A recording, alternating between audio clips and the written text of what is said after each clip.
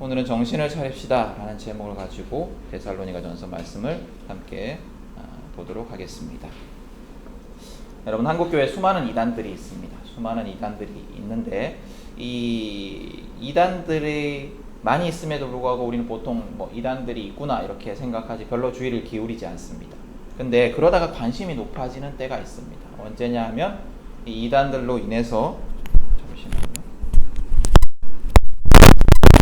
이 이단들로 인해서 사회적 무리가 벌어지고 그래서 그로 인해서 교회에 피해가 올 때, 그때 우리가 이단들에 대해서 좀 더 관심을 기울이게 되는 것 같습니다. 최근 우리 사회에서 가장 유명했던 이단이 뭐였죠? 신천지였죠, 그렇죠? 신천지, 특별히 우리 지역인 대구 지역 코로나 사태를 심각하게 확산시켜서 큰 문제가 되었었습니다. 그 이전에는 또 뭐가 있었을까요? 구원파가 있었습니다. 구원파. 세월호 사건으로 인해서 세월호 선사의 비리가 드러났는데 그 선사가 구원파와 관련되어 있다라는 것이 밝혀져서 많은 관심을 불러일으켰습니다. 그 외에도 한국교회 이단 중에 가장 유명했던 이단이 무엇이었을까를 질문해 본다면 아마 다미선교회라는 이름이 빠지지 않을 겁니다. 저번에 한번 제가 얘기를 했는지 모르겠는데 다미선교회는 1992년 10월 28일 휴거가 일어날 것이다 라고 주장을 하면서 굉장히 큰 사회적 이슈를 불러일으켰습니다. 우리 김경란 성도님 잘 기억나시죠? 그렇죠? 예, 저도 그 기억이 나요. 그 전봇대 같은데 막 휴거일 이러면서 붙여놓고 막 이랬던 기억이 나거든요. 많은 신도들이 직장과 학교와 가정을 버리고 그 휴거를 준비를 했어요. 왜냐하면 그 휴거 되면 다 사라질 건데 직장을 다닐 필요가 없고 학교를 다닐 필요가 없고 그렇게 된 거죠, 그렇죠? 그리고 가지고 있던 모든 그 돈을 헌금으로 선교에 바쳤습니다. 심지어 언론에서도 휴거가 진짜 일어날 것인가에 대해서 이제 관심을 가지고 그날 그 다미 선교회 그 집회 현장에 취재를 하러 가기도 했습니다. 그래서 지금도 유튜브에 다미 선교회 이런 거 찍어보면 그 당시 그 MBC 뉴스 화면 같은 게 나옵니다. 근데 이제 그날 아무 일도 일어나지 않았죠. 10월 28일 아무 일도 일어나지 않았습니다. 여러분, 휴거가 뭐냐 하면 이제 그 예수님이 재림하시기 전에 7년의 환란의 기간이 있다라고 하면서 그 7년의 환란이 일어나기 전에 아주 신실한 성도들은 휴거되어서 주님 곁에 가 있고, 좀 그렇지 못한 사람들은 이제 7년 동안 환란을 겪으면서 정결하게 되어서 주님께 이제 주님이 다시 오실 때 주님과 함께 이렇게 천국에 올라간다. 이런 이제 이단 교리입니다. 하여튼 간에 그런 이단들도 있었습니다. 기독교 이단들은 몇 가지 특징을 가지고 있어요. 이제 그 세 가지 특징 정도를 제가 소개를 해드릴 텐데, 이 세 가지 특징을 다 가지고 있거나 그 중에 한 가지를 가지고 있거나, 이게 이단들입니다. 먼저는 구원론의 문제입니다. 예수님이 완전한 구원자이시다라는 이 복음의 핵심을 인정하지 않습니다. 그래서 이단들은 주로 이제 예수님은 좀 실패한 메시아다, 좀 하다 말았다, 이렇게 얘기를 하고, 이제 그 이단의 이 교주가 정말로 완전한 메시아다, 예수님의 실패한 사역을 완성할 분이시다, 이렇게 주장을 합니다. 또 두 번째로 교회론의 문제가 있습니다. 자기가 속한 교회 외에는 구원을 받지 못한다라고 주장을 합니다. 그래서 그 기존 교회 다니는 사람들은 다 이제 지옥 갈 사람들이다라고 얘기를 하죠. 또 마지막으로 종말론의 문제가 있습니다. 이제 극단적으로 임박한 종말론을 가지고 종말의 구체적 날짜를 제시하거나, 다미선교회처럼 제시하거나, 신천지처럼 참된 신자 14만 4천 명이 이제 신천지의 복음을 받아들이면 마지막 날이 온다. 혹은 또 어떤 잘못된 교리를 가진 단체처럼 예루살렘의 복음이 전파되어서 예루살렘 유대인들이 다 구원을 받으면 천국이 온다. 이런 식으로 이제 종말에 대해서 구체적으로 예측을 합니다.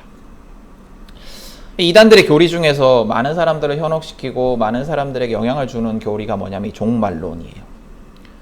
그리고 이것들이 많은 사회적 문제를 일으키게 됩니다. 자기의 생업과 가정을 다 내팽겨치고 재산을 다 바치게 되잖아요. 그러면 삶의 기반이 무너지게 됩니다.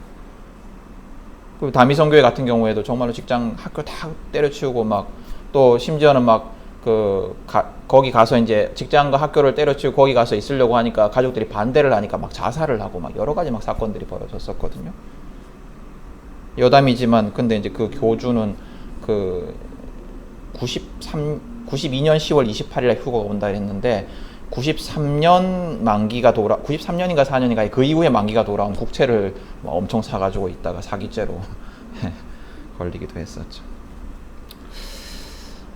이처럼 종말론이 이단의 전유물처럼 되어버렸기 때문에 전통 교회에서는 우리 같은 일반적인 그 교회에서는 종말론을 조심스럽게 다룰 수밖에 없습니다. 왜냐하면 잘못하면 문제의 소지가 될 수 있기 때문이에요. 그래서 이 종말에 대해서 많은 교회들이 침묵하는 경우들이 많이 있습니다. 또 그 외에도 특별히 이제 우리 사회가 많이 발전하고 이제 모두 다 살만하잖아요. 살만하고 또 현재의 삶에 만족하게 되면서 이 종말에 대한 메시지가 별로 이제 매력적이지 않은 그런 상황이 된 것도 이 종말에 대해서 점점 더 종말에 대한 메시지가 점점 더 드물어지는 이유이기도 합니다. 그러나 성경은 이 마지막 날, 주님의 날에 대해서 분명히 가르치고 있고 또 우리가 그 때를 기다리면서 완전한 구원, 그때 임할 완전한 하나님의 나라에 대해서 소망해야 된다라고 가르치고 있습니다. 여러분, 오늘 성경은 바울이 데살로니가 교회에 쓴 편지입니다. 이 데살로니가라는 도시에 있던 교회에 쓴 편지인데 이 데살로니카라는 교회는 그리스, 지금의 그리스 북쪽에 보면 마케도니아 지역이 있거든요. 그 지역에 그 원래 마케도니아라는 나라가 있었습니다. 알렉산더 대왕이 유명했던 알렉산더 대왕으로 유명했던 마케도니아라는 나라가 있는데 그 마케도니아의 수도로 세워진 도시였습니다. 그리고 로마가 그 그리스 로마 세계를 다 제패하고 난 후에는 이 마케도니아 그 속주, 그러니까 마케도니아 주의 주도로서 마케도니아 지역의 수도로서 역할을 계속했던 도시입니다. 근데 이 데살로니카가 로마 제국에서 굉장히 이제 입지를 다지게 되는 그 사건이 있었는데요. 뭐였냐면 우리 시저 황제, 로마의 시저 카이사르라고 부르기도 하고 시저라고 부르기도 하는 그 로마 황제가 나중에 이제 그 양아들 브루투스에 의해서 이제 살해를 당하잖아요. 살해를 당하고 내전이 벌어지거든요. 브루투스 편, 그다음에 브루투스 반대편, 이렇게 뭐 안토니우스 뭐 이렇게 전쟁이 벌어집니다. 전쟁이 벌어질 때 이 데살로니카가 그 브루투스 반대편에 서게 됩니다. 근데 이 내전이 어떻게 끝나냐면 브루투스의 패배로 끝나게 돼요. 그렇게 되면서 승리자의 편에 서게 되면서 그 공로로 자치도시가 됩니다. 데살로니카가 자치도시가 돼요. 그래서 그 로마 군인이 주둔하지 않고 자기들끼리 자치정부를 만들어서 자기들 화폐를 만들어서 사용할 수 있는 특권을 누리는 도시가 됩니다. 이 로마에 대한 충성심이 아주 특별했던 이 도시는 경제적으로도 굉장히 번성한 도시였습니다. 지금 이제 지금의 터키 지역과 로마를 잇는 중요한 그 군사 도로가 있었어요. 에그나티아 가도라고 지금도 흔적이 남아 있는 그 돌로 만든 도로가 있습니다. 그래서 뭐 그 유럽에 가면 그런 돌도로 있잖아요. 그런 도로가 있었는데 그 데살로니카가 그 도로 사이에 있었어요. 그래서 경제적으로 굉장히 큰 이익을 얻을 수 있는 중요한 위치에 있었습니다. 항구 도시기도 하고 그 중요한 도로 사이에도 있었고. 아마 그것이 이 도시의 이제 경제적이고 정치적이고 또 군사적으로 그 유력한 중요한 도시였다라는 사실이 바울이 이 도시를 택해서 복음을 전하고 교회를 세운 이유 중에 하나였다라는 생각이 듭니다. 바울은 이 전도 선교 전략이 있었거든요. 자기가 다 못 돌아다니니까 중요한 도시를 택해가지고 그 도시에 복음을 전하고 그 도시에 세워진 교회를 통해서 그 주변 지역에 복음이 전해지기를 그 의도를 했어요. 그래서 이 거점 도시로서 바울이 이 도시를 택했고 여기에 복음을 전했던 것 같습니다. 근데 이제 바울이 이 교회를 세웠는데 이 데살로니가의 교회에는 그 세 가지 어려움이 있었어요. 이 데살로니카 전후서를 보면 세 가지 어려움이 있었는데 첫 번째는 핍박의 어려움이었습니다. 다른 그 사람들로부터 이 데살로니카 교회 교인들이 굉장히 많은 핍박을 받았습니다. 이 핍박은 무엇으로부터 시작이 되었냐면 유대교인들로부터 시작이 됐어요. 유대교인들이 이제 원래 이제 바울은 늘 유대교인들이 사는 도시에다가 기독교를 전했거든요. 예수님을 전했거든요. 근데 이게 유대교인들이 들으니까 기독교가 굉장히 위험한 이단처럼 보이는 거예요. 뭐 메시아에 대해서도 얘기를 하는데 그 메시아가 뭐 죽어버렸다 하고 뭐 부활한다 하고 막 이상하거든요. 그리고 또 이제 유대교인들이 자기들이 누리고 있던 특권들이 있었어요. 유대교인들은 뭐 군대 징집도 면제되고 뭐 그 다음에 황제 숭배도 면제되고 뭐 여러 가지 특권들이 있었습니다. 왜냐하면 얘들이 굉장히 맨날 이제 반란을 일으키고 하니까 이제 로마에서 숫자도 얼마 안 되는데 그냥 면제해줘 버리자 이러면서 면제해준 특권들이 있었거든요. 근데 이제 그리스도인들이 자꾸 생겨나고 하니까 자기들의 특권이 빼앗길까봐 이 그리스도인들을 이단으로 몹니다. 그래서 데살로니가 시민들을 막 충동해가지고 이 그리스도인들이 위험한 자들이다라고 핍박을 하기 시작합니다. 그래서 데살로니가 교회 교인들은 특별히 로마에 대한 충성심이 강했던 이 도시에서 황제 숭배를 거부한다는 이유로 수모와 박해, 차별을 당해야 했습니다. 굉장히 큰 박해를 받았죠. 핍박을 받았죠. 두 번째는 우상 숭배와 성적 방종의 문제였습니다. 이 당시 로마 세계에서는 그 자유민 남성, 그러니까 노예 남성 말고 자유민 남성에게는 이 성적인 자유가 아주 거의 무제한적이었다라고 합니다. 그래서 뭐 매매춘, 그 다음에 뭐 그 동성 노예에 대한 어떤 성적 착취, 그 다음에 이성 노예에 대한 성착취, 뭐 여러 가지 하여튼 간에 할 수 있는 모든 성적 관계에 대해서 다 관용이 베풀어졌어요. 지켜야 될 미덕이 딱 두 가지가 있었는데 첫 번째로는 남성이 주도해야 된다. 두 번째로는 너무 많은 성행위를 하면 건강에 안 좋다. 뭐 이 정도였어요. 그 외엔 다 그냥 허락됐어요. 뭐 결혼 외의 관계들 뭐 전부 다.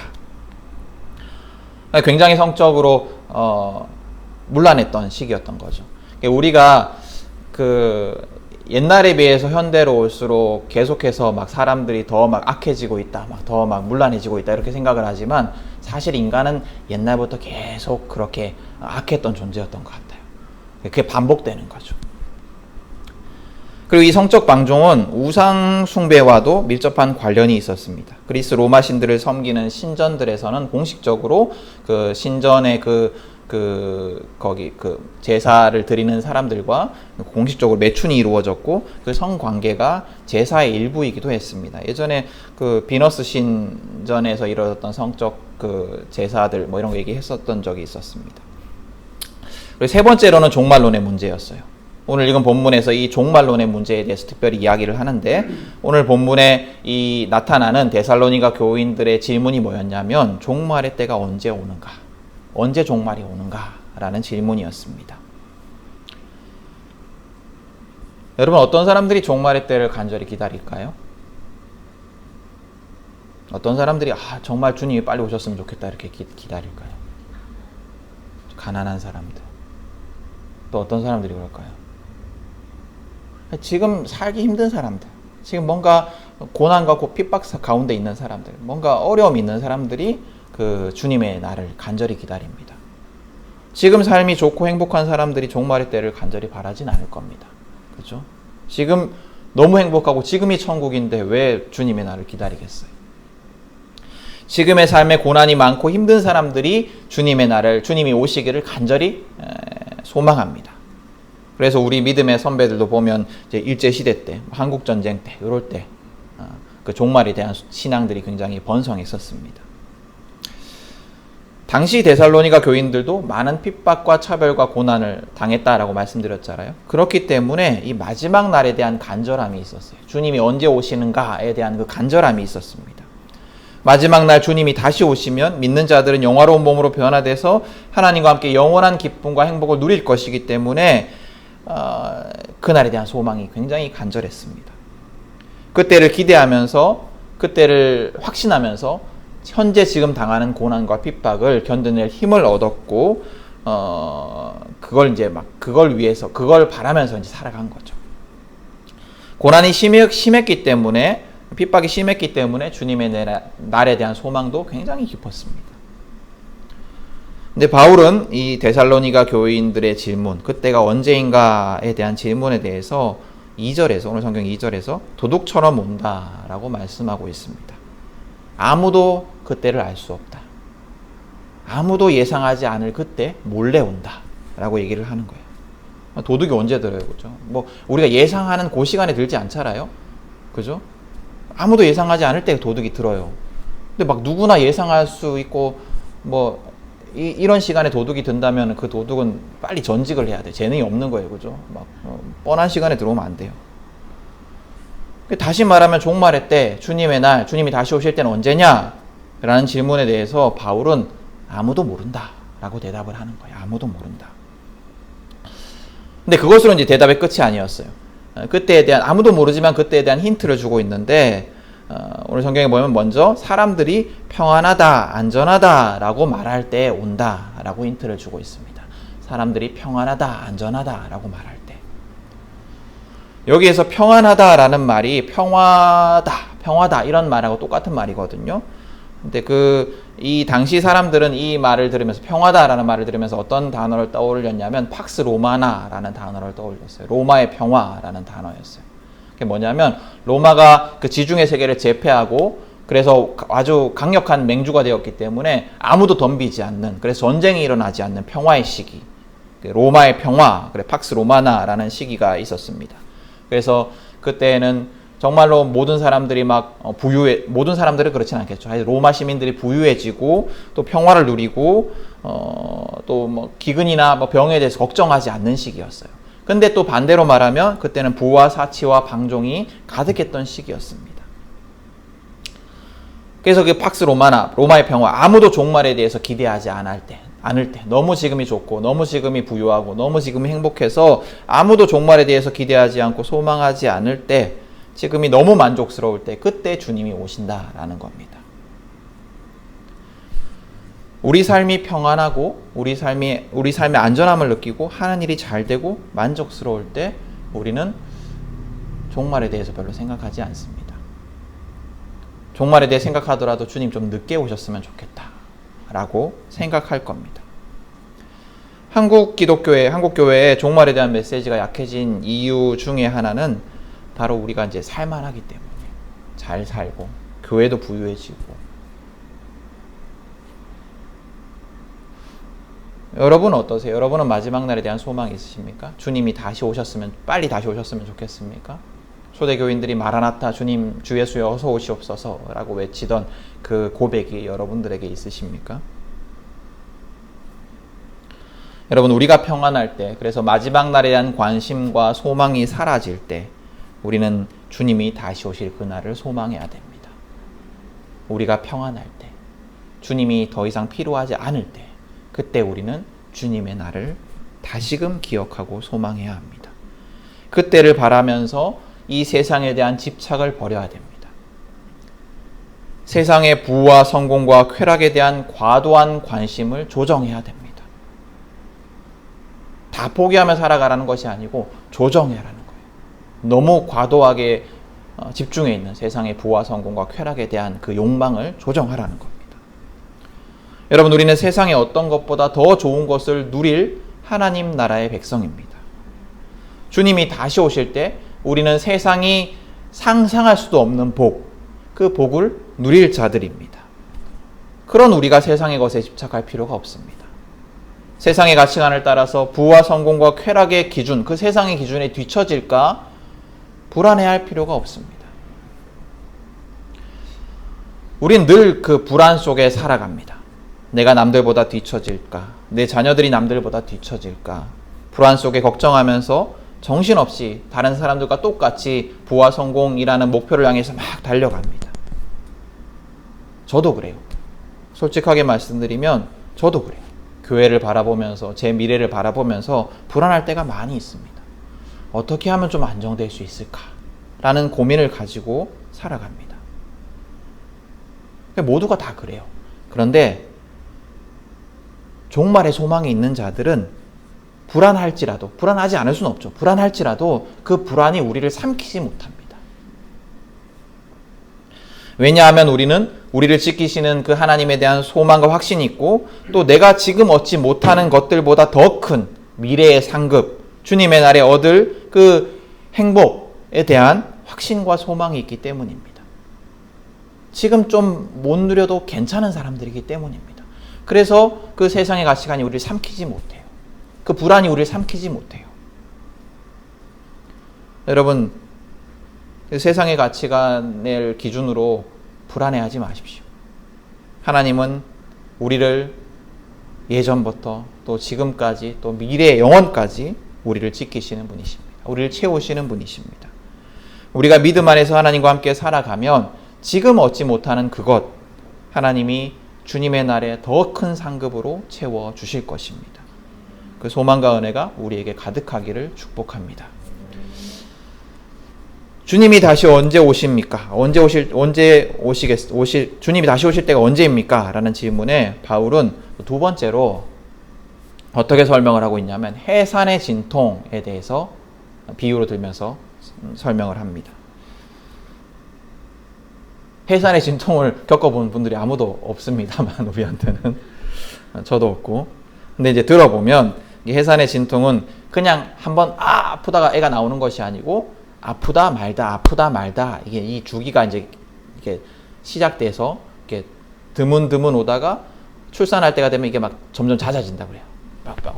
아팠다 괜찮아 이게 막 짧게 막 온다 그래요. 그러다가 이제 출산을 하게 됩니다. 이 성경이 종말에 대해서 어떻게 이제 종말의 표적에 대해서 어떻게 얘기를 하냐면 예수님이 종말 때에 대해서 어떻게 얘기를 하냐면 마가복음 13장 22절에 보면 예수님이 마지막 때에 대해서 거짓 그리스도들과 거짓 예언자들이 일어나서 표징들과 기적들을 행하여 보여서 할 수만 있다면 그 기적들과 이런 기적을 행하여서 할 수만 있다면 선택받은 자들을 홀리는 시기다. 홀린다. 라고 얘기를 해요. 그러니까 마지막 때가 되면 거짓 그리스도와 거짓 선지자들이 막 나타나서 기적을 막 일으켜요. 그래서 선택받은 자들, 구원받을 자들을 자꾸 홀려가지고 이상하게 만든다. 이렇게 얘기를 합니다. 인류 역사를 보면 계속해서 거짓 그리스도들과 거짓 예언자들, 즉 사람들을 현혹해서 구원을 약속하는, 거짓 구원을 약속하는 자들이 계속해서 있었습니다. 성공을 약속하고 부를 약속하고 안전을 약속하면서 예수님에 대한 소망을 잃게 만드는 자들이 계속해서 있었어요. 이 거짓 예언자들, 거짓 그리스도들은 정치 지도자의 형상을 하기도 하고 종교 지도자의 형상을 하기도 하고 사회 지도층, 부자, 학자, 예술가 등등의 모습을 하면서 사람들을 현혹하고 예수님이 아닌 헛된 것들을 추구하게 만들었습니다. 근데 마지막 때가 되면, 정말로 마지막 때가 되면 그런 자들이 많아질 거예요. 거짓 정치인들, 거짓 종교 지도자들, 복음이 아니라, 그리스도가 아니라 돈과 성공과 의미 있는 삶이 구원을 가져다 줄 것이다 라고 약속하는 자들이 계속해서 늘어날 거예요.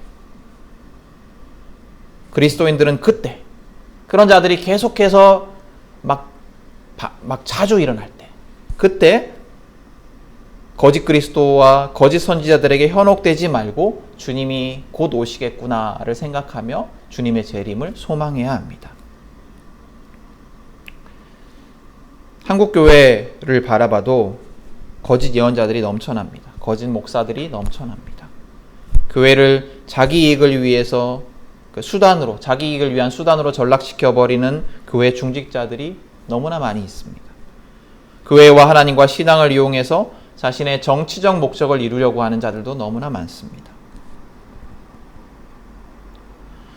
종교적 권위를 이용해서 자기의 사리, 사욕, 쾌락을 채우는 자들도 많이 있습니다. 기독교의 탈을 쓰고 성경을 읽고 찬송을 부르지만 예수가 없는 자들, 예수가 없는 교회들이 있습니다. 교회가 교회답지 못하고 목사가 목사답지 못하고 성도가 성도답지 못하면서 그 입으로는 거룩을 얘기하고 구원을 얘기하고 진리를 얘기하고 예수님을 찬양합니다. 여러분, 우리가 그런 모습들을 많이 보지 않습니까? 혹시 내 모습은 그런 모습이 아닙니까? 나는 그런 자가 아닙니까? 종교와 정치가 결탁하여서 이익 집단이 되어버린 모습들, 교회 안에 여러 가지 말로 담을 수 없는 범죄들, 또 종교적 권위를 이용한 착취들, 또 배타적이고 차별하는 교회의 모습들, 그러면서도 진리는 나만 소유한 것처럼 다른 사람들에 대해서 고압적이고 교만한 모습들, 이것이 마지막 때의 징조입니다. 이럴 때, 이런 것들을 볼 때 우리는 깨어 정신을 차려야 합니다. 정신을 차려야 합니다. 도둑같이 올 종말의 때를 기다리면서 빛의 자녀로 깨어 정신을 차려야 합니다. 세상의 뉴스들, 사회의 뉴스들, 교회에 대한 뉴스들 보면서 야, 어떻게 저런 일들이 벌어지냐, 어떻게 저런 목사들이 있고, 어떻게 저런 교회가 있고, 어떻게 저런 중직자들이 있냐라고 막 우리가 한탄할 때 그때 우리가 정신을 차려야 돼요. 주님이 오실 때를 기억해야 돼요. 그럼 우리가 어떻게 깨어서 정신을 차릴 수 있을까요? 정신을 차린다는 게 구체적으로 뭘까요? 8절에 보면 성경은 먼저 믿음과 사랑의 가슴막이 갑옷을 입으라 라고 말을 하고 있습니다. 믿음과 사랑의 가슴막이 갑옷을 입으라. 먼저 믿음을 보면 우리는 예수 그리스도만이 우리의 구원자 되심을 믿어야 됩니다.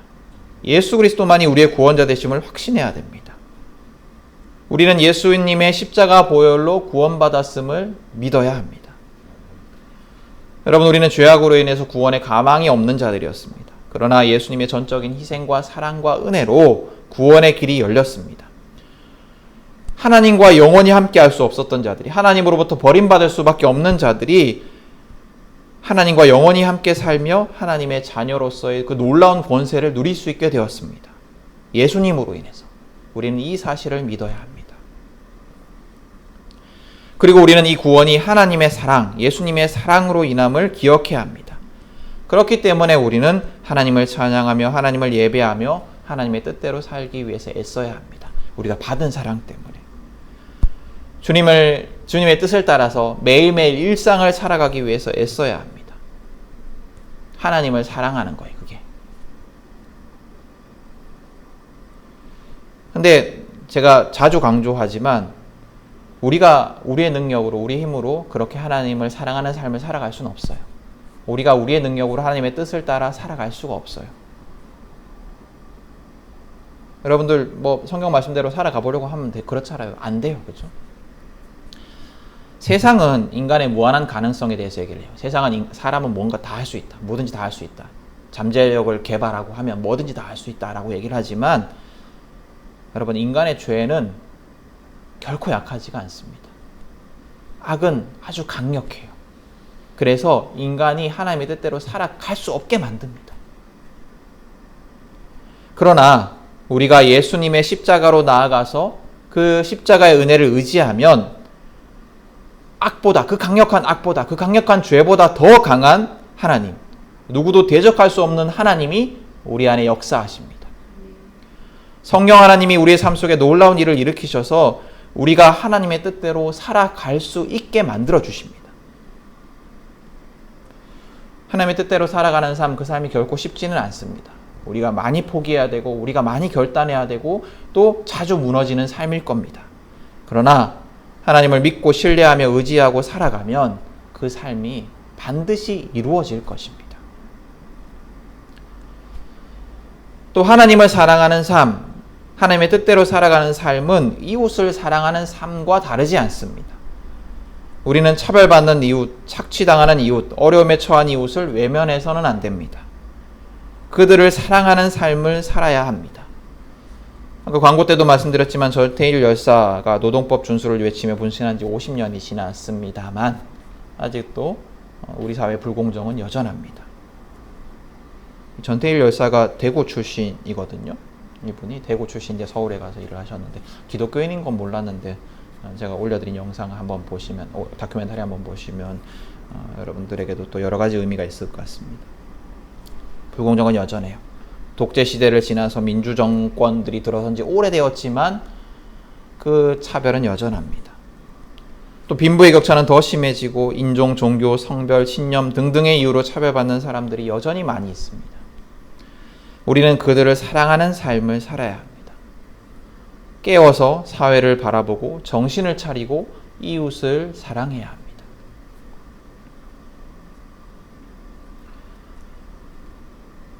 우리는 이 마지막 때를 소망하면서 정신을 차리고 이 악한 세대를 분별해야 돼요.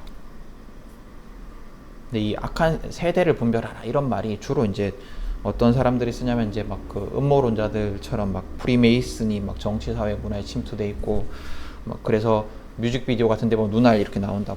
프리메이슨 삼각형 나온다. 보면 안 된다 그러고 막 베리침 받으면 큰일 난다. 뭐 이러고 이런 사람들이 이제 자주 써서 이제 세대를 분별해라 이 말이 조금 이상하게 느껴질 수도 있는데, 시대를 분별하라는 말은 이 세상에 만연해 있는 악한 가치관, 심지어 우리도, 그리스도인들도, 교회도 아무도 이상하게 생각하지 않는, 그러나 숨어있는 그 악한 가치관, 세상의 가치관을 구별하고 거부하라는 말이에요. 시대를 분별하라는 말은, 정신을 차리라는 말은 그런 말이에요. 이렇게 우리는 믿음과 사랑의 가슴막이 갑옷을 입어야 합니다. 그리고 우리는 구원의 소망의 투구도 써야 돼요. 주님이 다시 오실 그날, 하나님의 나라가 임할 그날, 우리가 영원한 복락을 누리게 될 그날, 우리가 영화롭게 부활할 그날에 대한 소망을 잊지 말고 강력한 기대 속에 살아가야 됩니다. 우리의 신앙에 그 기대가 가득 있어야 돼요. 마지막 날 주님이 다시 오실 날에 대한 기대와 소망이 가득 있어야 돼요. 그 소망이 있어야 세상의 가치관이 우리를 삼키지 않을 수 있습니다. 세상의 가치관이 우리를 삼키지 않도록 우리가 할 수 있어요. 거부할 수 있어요. 하나님과 이웃을 사랑하기 위해서 자기를 포기하는 삶을 살아갈 수가 있어요. 마지막 날에 대한 소망이 있어야 우리는 그런 삶을 살아갈 수가 있습니다.